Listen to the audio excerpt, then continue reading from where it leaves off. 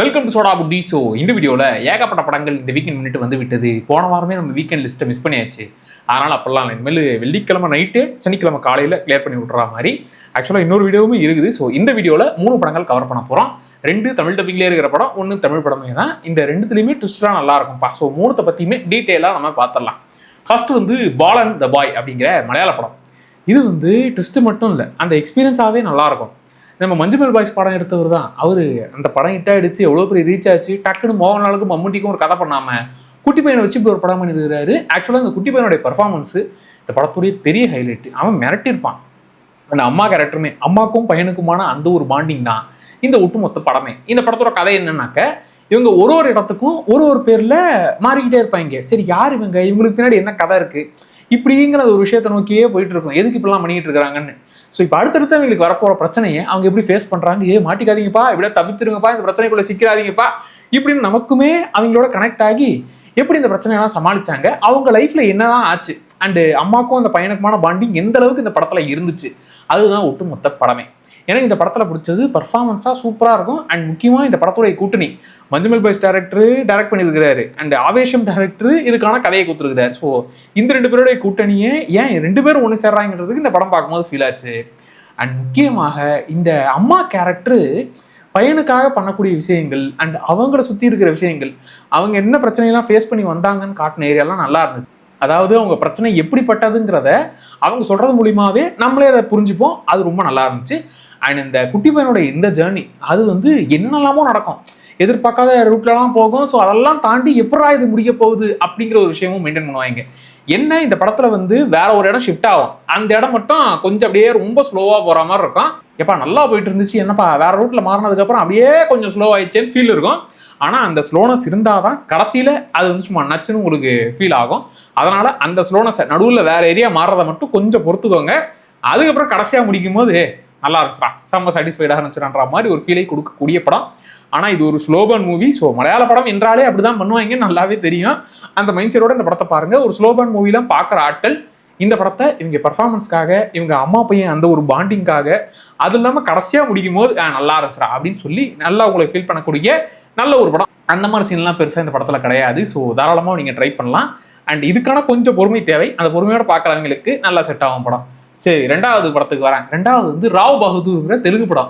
சத்தியமாக தெலுங்கு சினிமாலேருந்து இப்படிலாம் படம் பண்ணுவாங்கலாம் எதிர்பார்க்கவே இல்லை. நீங்களா இந்த மாதிரி ரூட்டில் டிஃப்ரெண்ட்டான அப்ரோச் பண்ணுறீங்க. இப்போ தெலுங்கு சினிமானா ஒரு மீட்டர் வச்சிருப்போம்ல, ஓகே மாஸ் மசாலா இந்த ஏரியா தான் அதிகமாக ஃபோக்கஸ் பண்ணுவாங்க, மற்ற ஏரியாலாம் பெருசாக எப்பயாச்சும் சும்மா டச் பண்ணுவாங்க அப்படிங்கிற மாதிரி தானே இருக்கும். ராவ் பகதூர் வந்து இதை தான் சொல்கிறேன், இதுவும் வந்து கமர்ஷியல் ஆடியன்ஸ்க்கு செட் ஆகிற படம் இல்லை. பாலம் கூட கமர்ஷியலுக்கு செட் ஆகிடும். இந்த படம் வந்து கமர்ஷியல் ஆடியன்ஸுக்கு சுத்தமாக செட் ஆகாது. அதாவது தெலுங்கு சினிமாலேயே ஒரு கமர்ஷியல் மீட்டரை என்ஜாய் பண்ணுற ஆட்களுக்கே இது பெருசாக செட் ஆகாத படம். அதனால் சொல்லிவிட்டேன். அதனால் இதுக்கான ஒரு மைண்ட் செட் இருந்தால் ட்ரை பண்ணுங்கள். நான் தெளிவாக இதில் சொல்கிறேன். என்னன்னாக்க இதில் வந்து வாழ்ந்துக்கிட்டு ஜமீன்தார்ன்ற மாதிரி எப்பேற்பட்ட அந்த ராஜ வாழ்க்கையெல்லாம் நல்லா வாழ்ந்தவர், இப்போ அவருக்கு ஒரு பிரச்சனை, அதாவது சந்தேகம் வந்துருச்சு. இப்போ அது எந்த அளவுக்கு அவர் லைஃபே சுற்றி எல்லாருமே திடீர்னு பழைய ஆளுங்கள்லாம் முன்னாடி வராங்க. அவரே வந்து என்னடா நான் எங்கே இருக்கேன் ஏது இருக்கேன்னு சொல்லி அவரே வேற ஒரு கண்டிஷனில் இருக்கிற அப்படி அப்பேற்பட்ட சுச்சுவேஷனில் அவர் பல விஷயங்களை கேட்டுக்கிட்டே இருக்கிறாரு, தொணன்னு பேசிக்கினே கிடக்கிறாரு. ஸோ இத்தனை விஷயங்களை தாண்டி அவர் பிரச்சனையெல்லாம் ஃபேஸ் பண்ணி என்னதான் ஆச்சு, இவரை பற்றி கொஞ்சம் கொஞ்சமாக தெரிஞ்சுக்கிறது தான் இந்த ஒட்டுமொத்த படமே. நான் சொல்கிறதே ஒரு மாதிரி குழப்பதா இல்லையா? அப்படி தான் இந்த படமே உங்களுக்கு ஃபீல் ஆகும்.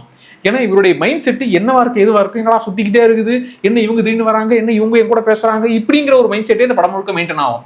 அது ஒரு மாதிரி டிஃப்ரெண்ட்டாக இருக்கும். ஆனால் இது வந்து ஸ்டார்டிங்கில் இந்த கேரக்டர் சொல்லிவிட்டீங்க, இந்த கேரக்டருக்கு என்னதான்டா பிரச்சனை, சீக்கிரம் ஏதாச்சும் ஒன்று பண்ணுங்கடா, ஏன்டா இவரே பேசினுக்கிறாரு இப்படிங்கிற மாதிரி தான் தோணுச்சு. லிட்டரலாக அப்படி தான் தோணுச்சு. ஒரு அரை மணி நேரம் சரி என்ன இப்போ, அப்புறம் கொஞ்சம் கொஞ்சமாக அடுத்த ஒரு அரை மணி நேரத்தில் கொஞ்சம் இந்த கேரக்டரோட கனெக்ட் ஆகிட்டேன். சரி, இந்த கேரக்டர் அப்படி என்ன தான் பண்ணியிருக்கான், இந்த கேரக்டர் ஏன் இவ்வளோ ஒரு அப்சஷனோட இருக்குது, அந்த விஷயங்கள்லாம் கொஞ்சம் கொஞ்சமாக ரிவீல் ஆக இன்னும் கொஞ்சம் நல்லா கனெக்ட் ஆகிட்டேன். அதுக்கப்புறம் இந்த கடைசி ஒரு அரை மணி நேரம்லாம் வந்து நல்லா இருக்குடா, கடைசியாக முடிச்சதும் கொய்யாலடே அப்படிங்கிற மாதிரி எனக்கு அந்த கடைசி ஒரு அரை மணி நேரம் வந்து இந்த படம் பயங்கரமாக ஒர்க் ஆச்சு.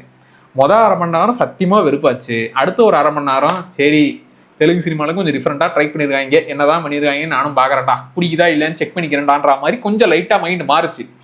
அடுத்த ஒரு அரை மணி நேரம் நல்லா தான் இருக்குது. அப்பப்போ இந்த ராஜாவோட இந்த அப்சஷன் எதுக்காக இதெல்லாம் பண்ணுறாருன்னு தெரிஞ்சுக்க ஒரு ஆர்வம் இருக்குது. போகிறோம் நிறுத்திடலாம், இது மேலே பார்க்க தோணல அப்படிங்கிற மைண்ட் செட் வரல. அதுக்கப்புறமா கொஞ்சம் இந்த அந்த ஆளுடைய அப்சஷனோட நானும் கனெக்ட் ஆயிட்டேன்னா அதனால கடைசி அரை மணி நேரம் வந்து எனக்கு நல்லா ஒர்க் ஆச்சுப்பா. ஸோ இதுதான் ஒரு அரை மணி நேரத்துக்கு ஒரு மைண்ட் செட் மாறும் இந்த படத்துல. அதுலயும் டேய் எப்பா இந்த ராஜா பத்தி எனக்கு தெரிஞ்சு ஆசையே பல்லடா அப்படின்னு பல பேருக்கு வெறும் கமர்ஷியல் படம் மட்டும் அதுதான் என்ஜாய் பண்ணுவேன். மற்ற மீட்டர்ல இருக்கிற வித்தியாசமான படங்கள்லாம் நான் ட்ரையே பண்ண மாட்டேன்னா அவங்களுக்கு துளி கூட செட் ஆகாது, துளி கூட இந்த படம் செட் ஆகாது சொல்லிவிட்டேன். ஆனா வித்தியாசமான படங்களை அதாவது இப்படி ஒரு கேரக்டரை வச்சு அந்த கேரக்டரோட எக்ஸ்ட்ரீமை வச்சு இப்படிலாம் விளையாடி இருக்கிறாங்கல்ல அப்படின்னு அந்த எக்ஸ்பீரியன்ஸ் பார்க்க ஆசைப்படுறவங்க எல்லாம் நல்லா என்ஜாய் பண்ணுவாங்க. இந்த மைண்ட் செட்ல அவங்களுக்கும் ஃபீல் ஆகும். முதல் அரை மணி நேரம் அடுத்த அரை மணி நேரம் கொஞ்சம் கொஞ்சமா மாறி கடைசி அரை மணி நேரம் நச்சுன்னு ஃபீல் ஆகும். இதுதான் இந்த படத்தோட எக்ஸ்பீரியன்ஸ். இது இப்படிதான் ஃபீல் ஆகுங்கிறத நான் கிளியரா சொல்லிவிட்டேன். மூணாவது வந்து எப்பா இந்த வித்தியாசம் அது இதெல்லாம் தேவையில்லை, நல்லா ஜாலியாக கமர்ஷியலாக என்ஜாய் பண்ணுறேன். கட்டாகுஸ்தி 2 இது வந்து நான் படம் வந்தப்போ ரிவ்யூ போடல, நானே ஒரு வாரம் கழிச்சு தான் எங்கள் கேங் கூட போய் பார்க்கலான்றதுனால லேட்டாக பார்த்தனால அப்படியே விட்டுட்டேன். சரி ஓடிட்டில் வந்திருக்கேன்றதுனால இப்போ அப்படியே பேசிடலாம்னு சொல்லி கட்டாகுஸ்தி 1 வந்து எனக்கு நல்லா ஜாலியாக இருக்கே அப்படிங்கிற மாதிரி இருக்கும். சரி செகண்ட் பார்ட் என்ன இருக்குது அதான் அழகாக முடிச்சு விட்டீங்களா இதேண்டா திரும்ப கை வீரிங்கன்னு தான் ஃபீல் ஆச்சு.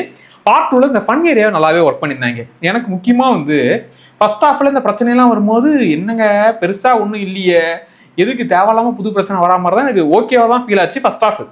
செகண்ட் ஹாஃப்ல இந்த கருணாஸ் கேரக்டர் வந்ததுக்கப்புறமா செகண்ட் ஹாஃப்ல பண்ணக்கூடிய ஃபன் ஆக்டிவிட்டிஸ்லாம் நல்லா இருந்துச்சு. அந்த டீச்சர் கேரக்டர் வச்சு பண்ணக்கூடிய ஃபன் ஆக்டிவிட்டிஸு அண்டு செகண்ட் ஹாஃப்ல ஒரு பெரிய ஒரு போர்ஷனு எனக்கு முக்கியமாக இந்த படத்தில் நல்லா ஒர்க் ஆனது செகண்ட் ஹாஃப்ல. மெயினாக இந்த கிளைமேக்ஸில் நீங்கள் கருத்தூசி போட்டு சென்டிமெண்ட்டாக அளவைக்கணும்னு முடிவு பண்ணி ஏதாச்சும் வேலையை பார்த்துருவாங்கன்னு பயந்தேன். நாங்கள் ஃபன்னு தான் ரசா பண்ண போகிறோன்ற மாதிரி கடைசி அந்த ஒரு ஃபன் போர்ஷன் வந்து நல்லா இருந்துச்சு. இது வந்து இந்த டெம்ப்ளேட்டில் இந்த படத்தில் என்ன எதிர்பார்ப்பீங்களோ அது இருக்கும், அவ்வளோதான். எனக்கு ஃபர்ஸ்ட் ஹாஃப் அந்த பிரச்சனைலாம் என்ன அப்படிங்கிற மாதிரி இருந்துச்சு. செகண்ட் ஹாஃப்ல ஃபன் ஆக்டிவிட்டிஸாக ஃபன் ஏரியாவை அதெல்லாம் ஜாலியாக என்ஜாய் பண்ணேன். ஸோ ஓவரால் இந்த டெம்ப்ளேட்டில் எதிர்பார்க்கக்கூடிய எனக்கு என்ஜாய் பண்ணப்பா. நான் தேட்டரில் பார்க்கும்போது கேங்காக பார்க்கும்போது ஓகே நல்லா இருந்துச்சுப்பா, ஜாலியாக போச்சு அப்படிங்கிற ஒரு மீட்டரில் என்ஜாய் பண்ணிட்டு வந்த படம். ஸோ வீட்டில் தாராளமாக ஃபேமிலியாக போட்டு விட்டிங்கன்னா அவங்க நல்லா என்ஜாய் பண்ணக்கூடிய படம். அண்ட் இதான்ப்பா இந்த 3 படத்தில் இருக்கக்கூடிய விஷயங்கள். அது இல்லாமல் ஹாலிவுட் படம் ஒன்று இருக்குது. ஸோ அதுவுமே சர்வைவல் த்ரில்லராக அதுக்கப்புறம் ஏதோ ஒரு பேய் படம்லாம் வர வந்துருக்குது. ஸோ அதெல்லாமா அடுத்தடுத்து கிளியர் பண்ணி விட்டுறலாம். ஸோ அடுத்து அதான் இந்த வீடியோ முடிச்சுட்டு இந்த படங்கள்லாம் பார்த்து முடிச்சிட்டிங்களா, நாளைக்கு இன்னொரு வீடியோவில் பேலன்ஸ் இருக்கிறதையும் கவர் பண்ணி விட்டுறலாம். இனிமேல் வீக்கெண்ட்ஸ்லாம் மிஸ் ஆகாது, கண்டினியூஸாக போட்டு விட்டுறலாம். மறக்காம சோடாபடி சேனலை சப்ஸ்கிரைப் பண்ணிக்கோங்க. Tata by.